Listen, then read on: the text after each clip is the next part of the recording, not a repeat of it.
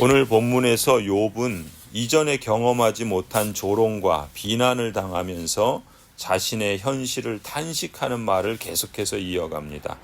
앞장에서 욥이 과거를 회상했던 것처럼 자신이 누렸던 과거의 축복과 영광과 비교할 때 현실이 너무나도 비참하고 고통스러워서 욥의 마음을 괴롭혔던 것이죠.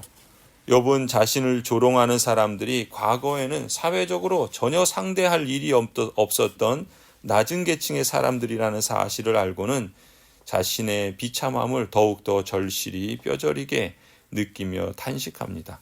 이제까지 욥은 사회적으로 지위도 있고 재력도 있고 나름 인정받는 사람들 주위에서 존경과 사랑을 받으며 편안하고 안정된 삶을 살아왔는데 하루아침에 망하는 신세가 되면서 나이도 어리고 지위도 낮고 그야말로 비천한 사람들로 여겼던 그런 자들마저 또 그런 자들의 자녀들마저 자신들을 멸시하는 신세로 전락한 현실을 탄식하는 겁니다.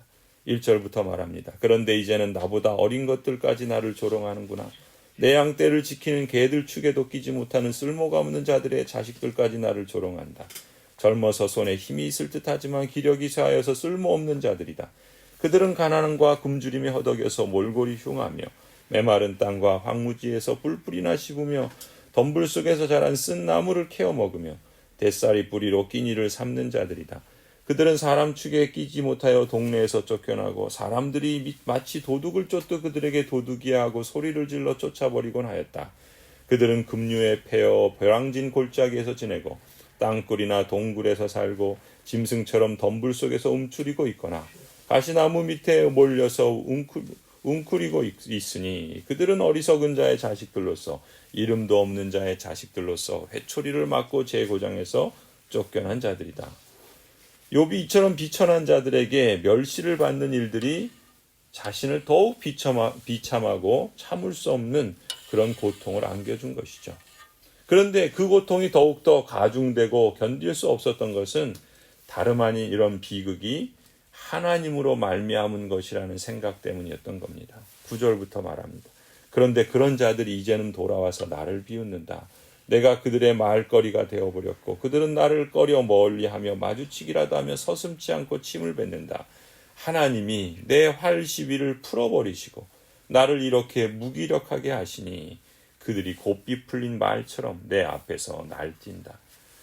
욥의 눈에 보이는 현실은 그야말로 절망 외에는 아무것도 보이지 않았습니다. 이처럼 비천한 자들에 둘러싸여서 멸시를 당하는 자신의 꼴이 대적들에게 포위를 당해서 죽기를 기다리는 성읍과 같아서 그저 비참하고 괴로운 지경이었죠. 12절부터 말합니다. 이 천한 무리들이 내 오른쪽에서 나와 겨루려고 들고 일어나며 나를 잡으려고 내가 걷는 길에 덫을 놓고 나를 파멸시키려고 포위망을 좁히고 있다. 그들은 내가 도망가는 길마저 막아버리고 나를 파멸시키려고 하는데도 그들을 막을 사람이 없다. 그들이 성벽을 뚫고 그 뚫린 틈으로 물밀듯 들어와서 성난 바다처럼 내게 달려드니 나는 두려워서 벌벌 떨고 내 위험은 간 곳 없이 사라지고 구원의 희망은 뜬구름 사라지듯 없어졌다. 참 욥의 신세가 이 성문 광장에서 인사를 받던 사람이었습니다. 그런데 하루아침에 길거리에서 구걸하는 사람보다 더 못하게 된 것이죠. 이 세상의 시각과 가치관으로 보자면 참으로 욥의 고통과 탄식을 받아주고 공감할 수 있는 사람은 아무도 없었습니다. 세상은 돈과 명예와 지위로 사람을 평가합니다. 그래서 그것을 갖고 있는 사람은 존중하고 인사를 하고 또 대접을 합니다. 그런 세상에서 자신이 과거에 아무리 대접받고 영광스러운 삶을 살았던 사람이라도 이제는 무시를 받을 수밖에 없고 또 심지어 그런 멸시를 받으며 천한 사람 취급당하던 사람들마저 동정하기보다 똑같은 그런 식으로 비난과 멸시를 쏟아붓는 게 이게 죄와 부패로 가득한 세상의 현실인 것이죠. 사도 바울이 고백한 것처럼 오호라 나는 곤고한 사람이로다. 이 사망의 몸에서 누가 나를 건져내랴. 욥이 생각한 대로 하나님께서 그의 활 시위를 풀어버리셔서 이렇게 되었다라고 한다면 결코 세상의 가치관과 방법으로는 해결책을 찾을 수 없지요. 그것을 회복하고 온전케 할 수 있는 분은 그렇다면 오직 하나님 자신뿐이십니다. 사도 바울도 그렇게 말합니다. 우리 주 예수 그리스도로 말미암아 하나님께 감사하리로다.